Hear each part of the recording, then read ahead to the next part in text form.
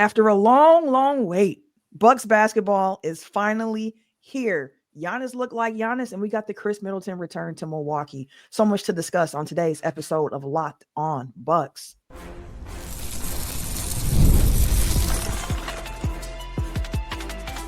You are Locked On Bucks, your daily Milwaukee Bucks podcast, part of the Locked On Podcast Network, your team every day.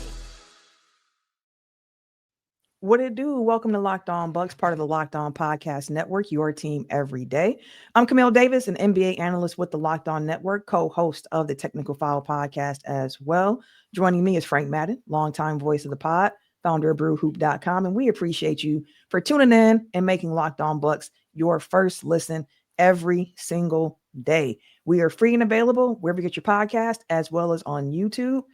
And Frank, we finally have some real basketball to discuss. The Bucks open up the season with the 13-point victory over the Washington Wizards, 133-120.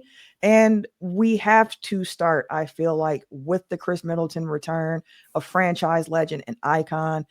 Got standing ovations beginning of the game when he was introduced, got an ovation during the video tribute that was played for him, got a standing ovation even when he walked off the court to end the game at the end of it. And even during free throws, I felt like Fiserv wasn't even getting loud during Khris Middleton free throws out of some respect for him and what he's been like. It's weird cheering against Khris Middleton. But what were your thoughts on the return of Khris Middleton to Milwaukee? Because being in the building, it just felt special. Like everyone was in there on their feet cheering for that man who gave everything he had to the city. So being there was special. I've said it time and time again. I'm a huge Khris Middleton fan. He is my favorite Milwaukee Buck of all time. If my voice starts going out at any points in this podcast, it's because I was hollering when Khris was out there, hollering for the Bucks throughout the game as well. But Frank, what were your thoughts on the Khris Middleton return? Yeah, I said it last night when we potted, or 2 nights ago. You know, I was jealous having little kids and this being a midweek game, living 1,000 miles away. Unfortunately, getting back was not in the cards, but I would have loved to have been there. You know, regardless of whether it was an opener or not, to give Khris love and do exactly what you were doing, along with, you know, certainly on TV, it sounded like you had a lot of company in terms of people cheering and wearing a lot of 22 jerseys in the building. You pop in one right there. There we go. There's Camille showing us her 22 jersey. So yeah, I mean, obviously it's kind of hard to, you know, how do you distill down all the appreciation you have and the emotion that came, especially from winning a championship with Khris and how huge he was during that title run. Like, how do you distill that to like a 60-second video or a single standing ovation? I mean, you know, obviously you can't, but you know, hopefully he felt the love. And you know, I'll say it again, Camille, I'm manifesting Operation Cashback, February 2026. Let's get that buyout. Wizards, you don't need Khris Middleton on your roster late in the season. He's going to win you some unnecessary games. Set Khris free. Let's bring him back home. We need some small forward depth here in Milwaukee anyway. So it's going to be a win-win for everyone. But no, I thought he looked, I mean, on the floor, he looked good, right? He hit a couple early threes, drew a foul on a three-pointer. You know, even got crafty defending Giannis at various points. Those two guys matched up, you know, a number of times on both ends. So, you know, it was cool. And obviously it was all love between Giannis and Khris. They were joking. I think after the flagrant on Giannis in the fourth quarter, they were laughing about something on the floor and everything. So yeah, it was obviously a special night for Khris. And I don't know. I want to hear more from you, Camille. I mean, you were there. You actually got to feel the energy of the building. Kind of curious, just, you know, obviously how this compared to not necessarily like other return games, because obviously I don't know what you would compare this to. Like, obviously there have been other guys that have returned who have gotten warm welcomes, but, you know, it's like PJ Tucker coming back, or, you know, I'm trying, and I guess like Drew has come back, but he was on the Celtics, so like it was kind of like different, you know. But I don't know if you had any other kind of just ways of kind of capturing sort of the energy in the building. I mean, it was an opener, right? I'm curious what you thought the crowd was like in general. It was a great crowd. Great crowd tonight. Really came with it. Like I said, watching Khris come out and warm up and it's in the Wizards uniform, like it was different. You could hear people in the audience just being like, man, like that looks different. That's a little off to me, not used to seeing it. And I'll say this, as somebody who, like I said, have loved Khris Middleton, watching him play against your team, and it's like, oh, he's using his shoulder. Oh, he pushed off. Like, y'all ain't gonna call this? And I'm laughing, like people are laughing around. It's like, man, it's different when you're on the other side of Khris being crafty and finding ways to create space and get those buckets off. But I feel like a lot of appreciation. Like I mentioned, during Khris's time here in Milwaukee too, there were so many different conversations that people would have of like, oh, they should trade Khris and this and this and this, and Khris isn't good, which led to the whole Khris Middleton is good, like wave that happened on Bucks Twitter for a certain subset of people. And you would have never have known that based on how he was embraced and cheered on when he came out there. When the video started for the tribute, everyone stood up. Like it wasn't anybody sitting down in their seats. Everyone was standing up, watching the video, trying to get a look at Khris, see how he was reacting to it, and just enjoying the moment, having him come out. Like I mentioned, he got 3 different times I can recall off the top of my head where standing ovations for Khris Middleton to start during the video, and even when he walked off the court. And just everyone just, again, appreciating what he did during his time here, a true franchise legend. And I think everyone is coming to grips with that and what he is. So it was fun. I mean, like you said, too, and it's a season opener. So there was so much energy in the building. You see Giannis start doing Giannis things as the game goes on. So it just felt really, really good. And watching Giannis and Khris go at it, it felt like every time Giannis had the ball and Khris was in front of him, he started to sauce him up real quick. Yeah. Khris know the moves. Khris was getting his hands in there, trying to get the dribble out. So it was funny seeing that too. And just being in the crowd and hearing all the other side conversations are always hilarious to me too. And every time those two were matched up with one another, you could hear somebody from somewhere either hyping Giannis up or saying something about Khris. And it was just like, it was great energy in the building tonight. That's really what I can say. And then they won too. So it feels good when you walk out. You saw Khris have a good game and the Bucks still won. So it's like the best of both worlds there. Yeah. And I mean, certainly the crowd had a lot to kind of get hyped about, not just Khris returning, but that early barrage of 3-pointers the Bucks hit. They get out to a really fast start. You kind of, first quarter in particular, you kind of started to think like, oh man, or even the first half, right? I mean, they were up 19 at half. You kind of were seeing the thing like, oh, hopefully this is just like, a complete blowout and they can kind of take it easy and, you don't have to expend too much energy. And, I feel like we've seen this against the Wizards a number of times, against the Bucks the last couple of years. There was a game, I think 2 years ago in Washington, one of the more like annoying games that the Bucks lost. I think Giannis put up like some monster stat line and the Bucks just contrived to find a way to lose that game. And I think we've seen, I mean, the Wizards can put up points. And if you let down your guard a little bit, you get a little bit happy with yourself because you've hit a bunch of threes. Or we saw the Bucks in the second half. I mean, they started to actually mean revert a little bit. They actually missed some shots. Mm-hmm. And then the Wizards were able to kind of run a little bit and, they punished the Bucks at various points. And I think, whenever, aside from obviously the final score, the team stat I'm always most interested in with the Bucks, especially this year, given the emphasis on 3-point shooting. Let me guess. Is it Giannis on off? Oh, no, I was going to say the 3-point shooting by both teams, right? Okay. Because, I think this is a year where the Bucks are going to be really reliant on having an advantage from 3-point range. And tonight it was pretty much even in terms of 3-point shooting from both teams. Bucks had that really hot start. And then the Wizards got a lot of that back in the second half. And so, I mean, the silver lining is, if you don't need a huge 3-point advantage to beat a team ultimately pretty comfortably, to me, that's always the best sign, right? I mean, I think anytime you win just because the other team missed a lot of open looks, it's kind of like, all right, well, there's some luck in there. Tonight, I mean, the Wizards, they didn't stink it up from 3, right? I mean, they hit a ton of shots. Corey Kispert, bane of my existence, he got hot was his run where he hit a bunch of threes. And they stepped into some pretty not easy threes and hit them. Some maybe were kind of easy. The Bucks got a little over aggressive and the Wizards were able to move the ball and get some pretty open looks. So we'll see. I'm going to be curious to see tomorrow on the tracking stats, how many of those were wide open for both teams, honestly. But certainly I think this first game was sort of like what we would have expected as we were from our discussion, in the last week or so, where it felt like, okay, this team I think is going to be more offensive forward. Mm-hmm.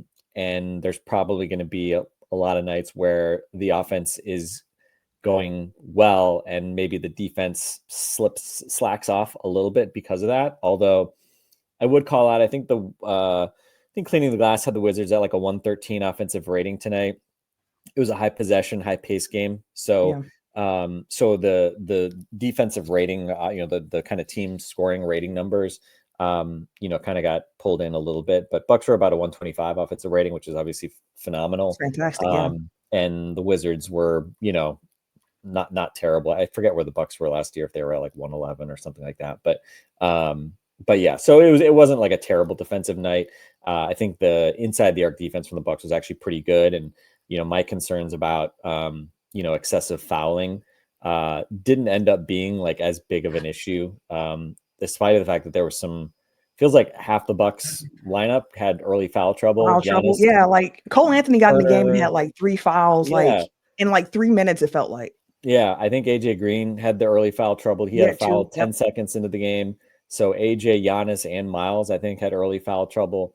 But ultimately, let's see. Yeah, I mean, the Wizards took 19 free throws, only hit 11 of them. That was the part that surprised me. With all of the fouling that felt like was happening, when I looked at the final free throws, and it was like, okay, the split actually isn't that bad, but there's something about the fouling with this team, and we've talked about it too, with like AJ Green in particular being a little bit smaller on the wing.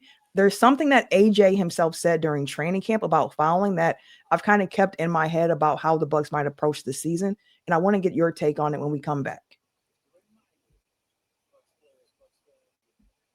If you're still overpaying for wireless, it's time to say yes to saying no. At Mint Mobile, their favorite word is no. No contracts, no monthly bills, no overages, no hidden fees, and more importantly, no BS. Saying yes to making the switch means getting premium wireless for just $15 a month. Mint makes it simple. All plans come with high-speed data and unlimited talk and text delivered on the nation's largest 5G network. You can even bring your own phone and keep your same number in contacts. With Mint Mobile, you are getting the same quality service you had before a fraction of the price. Plus, the setup is super easy. You can keep your number and be out here running in minutes. Ready to say yes to saying no? Make the switch at mintmobile.com/lockedonnba.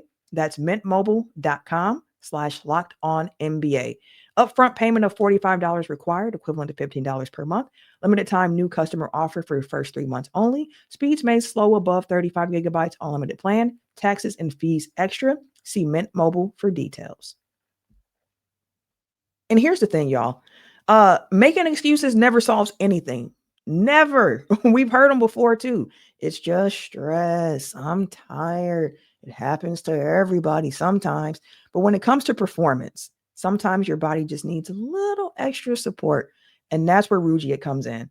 Rugiet.com offers fast-acting doctor-prescribed treatments for ED designed to help you stop making excuses and start making moves.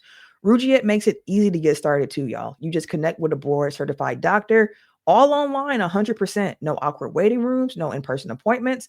And if you're prescribed, your treatment will arrive in a discreet package straight to your door. The process is fast, simple, and private, and it's all handled by real doctors.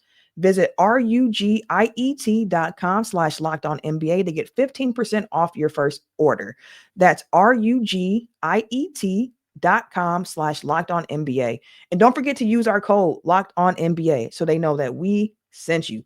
Rugiet, stop making excuses and start making moves. You're on mute. I saw it. I was like, dang, this is a rookie mistake, Frank. I'm 3 years in. I shouldn't be doing this no more. But before we talk about the fouling, I did want to say shout out to all the everydayers. Saw a few at the game who made sure to stop and say they love the pod.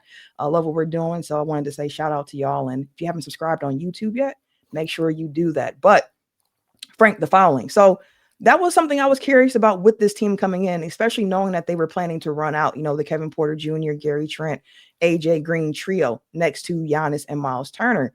And during training camp, AJ Green was asked about how refs call games and how he and the team plan to adjust in games when there's a tight window. And AJ said, quote, if you're going to get fouls, we've said we're okay getting certain fouls, like being physical, trying to blow up screens where you're competing. It's not like little whatever fouls for and ones or something like that. We're okay with those fouls. And I think too, the more you establish that physical identity of this is who we are, the more they let you play. Because if you do it every time, no ref wants to call a foul every single possession. So I think just continuing to be physical and trying to dictate is key. So that's how AJ Green kind of looked at it initially coming into the season. Like, hey, we're going to try to be more aggressive. There will be more fouls, and some fouls we are cool with getting. And I felt like Ryan Rollins was somebody too who really was trying to get that together, because he was a pest out there. And like you mentioned, Cole picked up a lot of fouls too, but all in all on the night, looking at how they finished, only giving up 19 free throws, you probably don't want that as many as that, but I feel like this Bucks team is going to try to play with that edge, and they got to find that sweet spot going forward. Yeah, I mean, I remember a couple of years ago, Malik Beasley basically said the same thing. Malik Beasley came in and basically had to replace Drew Holiday as the number one defensive guard. Good luck. And I think he actually, I mean, he kind of survived to a large extent. And that starting group, people might remember, was the best starting group in the league. They had really good offensive and defensive numbers. They were plus 15 with Bees, Dame, Khris, Giannis, and Brook Lopez. So I think that's kind of all you can do.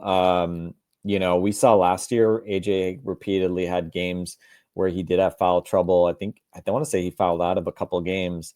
And I was kind of surprised. I was looking back at some of the foul stats last year, and like his foul stats were actually not terrible on average.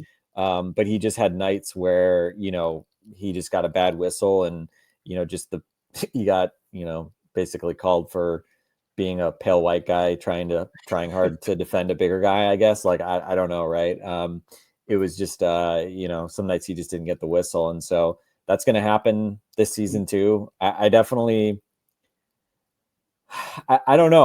I'm really curious kind of how this works out. I think there's a big difference between, that lineup that we loved so much and that had so much success last year, being able to be like the change of pace lineup against kind of mixed units, or to come in a fourth quarter and, play zone and be the weird lineup that they're not really prepared for, versus like you're the starting five.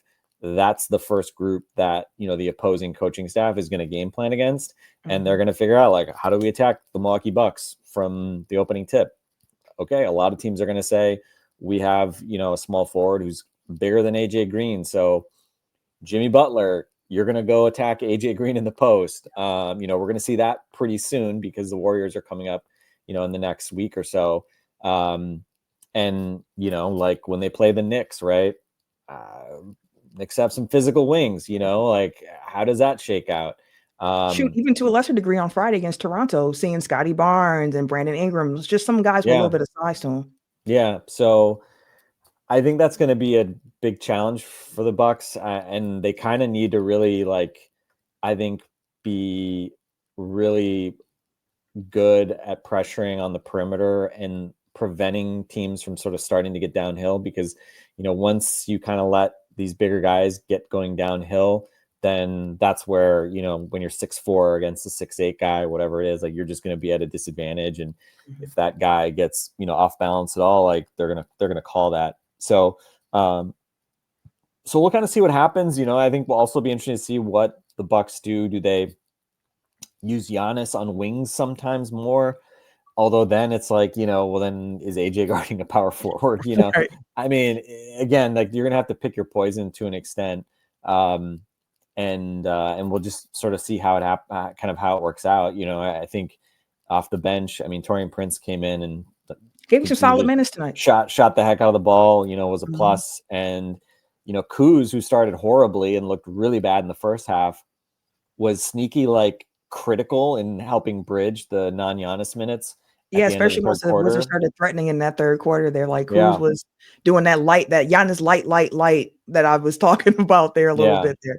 Yeah. I mean, he had, I think, 6 or 8 points in like a pretty short Mhm. span, just kind of attacking, getting to the paint, not settling for jump shots, and then defending actually like Yeah. up and down the floor and actually pressuring the ball against Keyshawn George. Is it Keyshawn or Keyshawn? I I think it's think it Keyshawn. is Keyshawn. And kind of making life kind of difficult on ball handlers too. So yeah, I mean, we'll see, right? I mean, I definitely have anxiety about the idea of having to play, Kuz offensively, Mhm. with Giannis in that group. I think Prince obviously fits a lot better. He seems intent to get shots up very quickly. And tonight, they were going in. They went in most of last year. But again, like I think TP is just like a little bit too lacking in foot speed, even though he's obviously taller and stronger than any of the 3 guards that the Bucks are starting. So it's just going to be one of those things. I think that it's going to be give and take all year, and I think honestly, like this is I think why they probably are going to have to be more of an offense first team is because they're going to have like their advantage is going to be being able to put GT and AJ Green and KPJ's creation, having those guys all on the floor at the same time, and the floor stretching from Gary and AJ and Miles Turner, who I think I'm sure we'll talk about in a moment. He really was moving around the floor, took a bunch of threes. I think that was one of the things that I took away from his like Miles Turner's going to take a crap ton of threes this year, And he can get that shot up quickly too, like quicker than I thought. Yeah, so that'll be just something to kind of monitor. But yeah, I think they're going to have to be a team that just really pressures you with offense, and then like kind of bring some of that chaotic kind of defensive pressure. And I imagine we're going to see zone a fair bit. I think tonight they didn't have there wasn't a consistent enough period where they had problems to sort of necessitate going into the zone. I think the zone is usually something that Doc busts out when things are really not going well, or I think they often like to keep it like in their back pocket till the second half, instead of having to kind of burn it in the first half, and then they can sort of make adjustments at halftime. So so we'll see. We'll see kind of how they sort of balance those things. But to me, that's going to be one of the probably things that really kind of one of those sort of pivot points of the season is going to be, can that starting group defend consistently, which they did last year, but they had a major 3-point percentage differential on both sides that they benefited from. So when you look at the some of the on-off metrics, there's a little bit of a funhouse mirror effect because of that.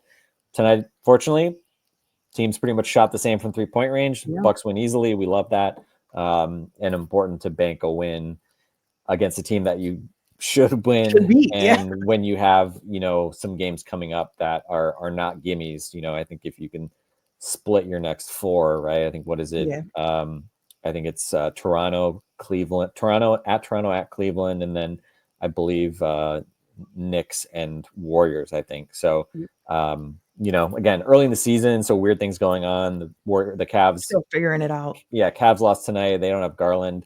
They're starting Sam Merrill and Jalen Tyson, so maybe it's a relatively good time to play them. But again, like for the Bucks, I think hopefully they have their identity. They know how they want to play, and obviously they generally look good in the preseason. And game one of 82, check the box. Yeah, rolled over right into this performance as well. And there are a few performances from this game to take a look at. One of the points of conversation throughout the offseason has also been who was that second scorer for the Bucks. And this was a game tonight for Milwaukee where you had 7 different Milwaukee Bucks finishing double-digit scoring. Cole and Rollins were right there with 9 points as well. So a bit more as we close in the third segment on what we saw in this game, and an update on what we know about the Kevin Porter Jr. injury so far from Doc's post-game comment. So more on that after this.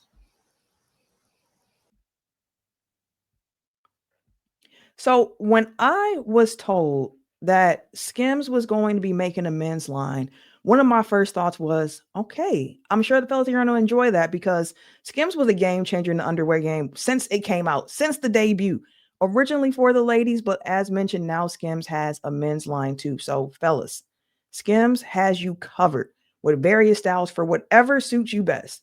So if you've ever had issues with your underwear, from the fit to the comfort or even the style, Skims is what you need. Their men's line offers something for everyone. Boxer briefs to classic briefs. You can get that in cotton or stretch, and it's all designed with the perfect balance of comfort and style.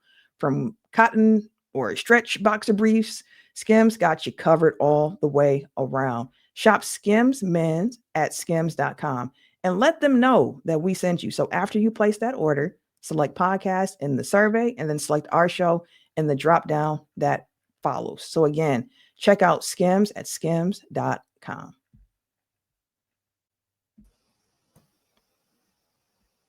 Okay, so in this game, all about the Milwaukee Bucks, how they plan to play. We saw the 3-point shooting definitely come to pass in this game with how they got them up. Not as many 3-point attempts in the second half as it was in the first half.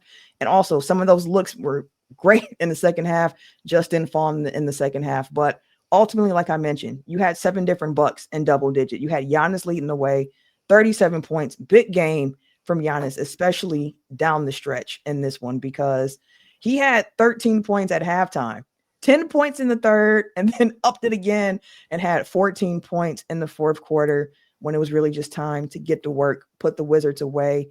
Even scored like 12 straight points for the Bucks in that fourth quarter, and then brought the MVP chance down from the Raptors in Fiserv. You had Gary Trent with 17 points, Kyle Kuzma with 12, Miles Turner had 11, AJ Green had 11, Torian Prince had 11, KPJ had 10 before he exited the game.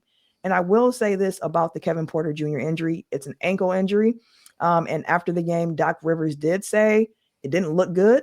And that we'll just say we got to hope for the best, and that it was a pretty bad sprain, and that Kevin Porter Jr. will get an MRI tomorrow. And I hate to see that, because he was off to a fantastic start in this game with all 10 of those points coming in the first quarter in his limited run there. So I hate to see that for him, but you saw a lot of other Bucks step up in this game. And if Kevin Porter Jr. is out for an extended period of time, they're going to continue to need a lot of different Bucks to step up.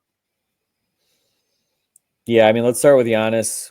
We can't fall into the take Giannis for granted trap. Absolutely not. 37 points in 27 minutes or something like that. They were really trying to show him bodies early on. He was in more of that playmaking mode early in the first quarter, and then gets the foul trouble. And so, didn't play a ton in that first half. But he got whistled for a 10-second call on his second free throw of the game, which Camille, game one, they were up by double digits most of the time. I was still livid in my living room at the officiating at various points. Felt like they were missing they were missing some obvious hacks on Giannis early. That was just like early in the third quarter, clearly I was just like, what are they doing? Like you see him going across Giannis's arm, and they still were not calling. Yeah. And even the charge that Khris got, it's just like, it's just baffling to me that like these bang, like marginal calls, like Khris is not in any way like part of that play. He's not like making any sort of defensive play. It's just like baffling to me that like these refs like making charge calls is like just the weirdest aspect of this. Like, why do we want to reward people for not playing defense? That's like what I just always find so baffling about some of these calls, where guys just like, quickly sneak in and, are moving when a guy's going up in his upward shooting motion, which is like the rule. It's like, it clearly was not a like charge circle thing, but like, I don't know. It's just strange to me. So anyway, so that was annoying. My hope is maybe if Giannis getting whistled for the 10-second violation early, maybe that speeds him up, here early. He'll be taking his time. Yeah. So anyway, and so he was started 1 for 4. One of them he made, but it was whistled off for that. And then he made his last 3. So I felt a little bit better about his free throw shooting at least. But yeah, in the second half, they just didn't. First off, he found Alex Sarr was guarding him a lot. And there was the game in Washington last year where it's just like bizarre, because Alex Sarr on paper looks like a guy who could potentially physically match up with Giannis. And Alex Sarr is probably a guy who has throughout his life been the most athletic, tallest guy, you know, when he's been playing basketball growing up. And Giannis just so utterly destroyed him when they matched up last year. And I mean, it was basically the same story, right? I mean, just 2 monster dunks on him. The first with the one-handed dunk on him was just like, ridiculous. God. You know, just again, we take it for granted because it's Giannis, but like the way that he was able to angle his body, dip his shoulder, snake around him, and then just uncork just a massive facial was just incredible. And then he had the 2-hander on him later. It was just impressive to watch. And I mean, Giannis, I don't think he made that 3. I don't know that he made anything mid-range. They were yeah. He didn't make any other shots outside of at the rim, I don't think, all night, which is crazy for a night when he hit 16 shots. And he still had 37. He had 37. Like, that's the crazy part to me. He still had 37. Only 4 free throws, right? I mean, he really was just making shots all night long. And as usual, it's like he's just creating these shots. So it's just Giannis being Giannis, you know, like we just appreciate it, you know, however long we get to watch this. It's just amazing to watch. Yeah, I think the on the KPJ front, I mean, on the one hand, like, you know, their depth, it's not like KPJ is head and shoulders better than, you know, the other kind of backup guards that you know, they can plug in behind him with Rollins and Cole Anthony.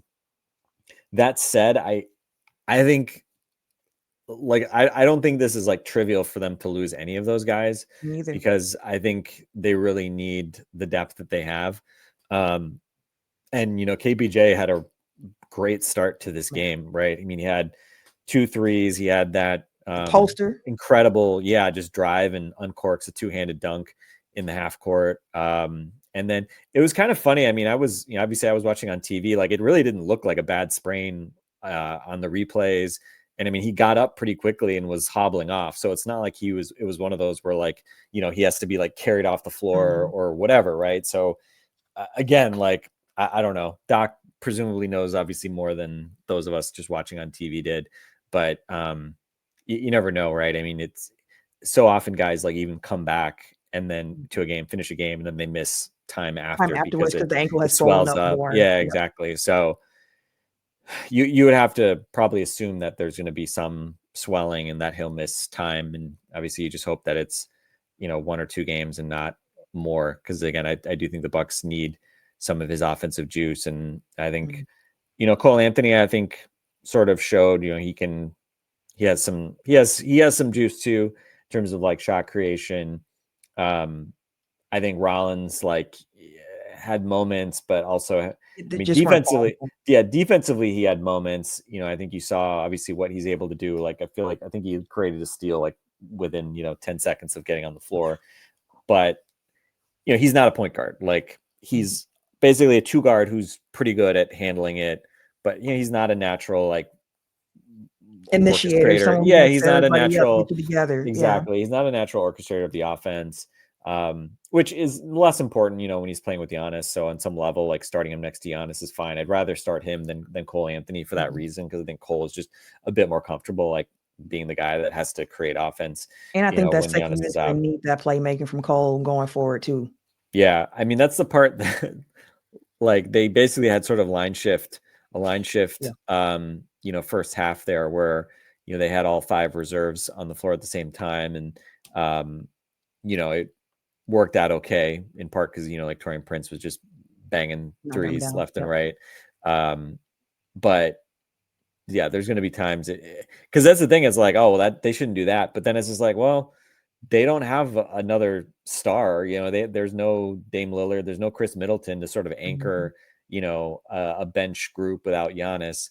So I think you just have to hope those groups survive. And obviously in the second half, shocking as it may have been, right, it was Kuz that was, you know, probably the critical guy that kind of finishing at the rim. Yeah, just getting, you know, not settling and just getting to the paint. So yeah, so it'll be interesting to see just kind of how they manage that. Yeah, I mean, just cross your fingers that KPJ's back soon, right? This kind of felt like a game where he was going to score 20 points, and instead, you know, he scores 10 in whatever it was, 8 minutes, and then his night's over. So we'll see. But I mean, we had at least one game, Camille, where they were fully healthy. And then of course, this is how the NBA works, right? It didn't last long. So hopefully it's not something that lasts a while, but it's going to test one of the theoretical strengths of this team, right? Supposedly they're a deep team. So now they're going to have to lean on that.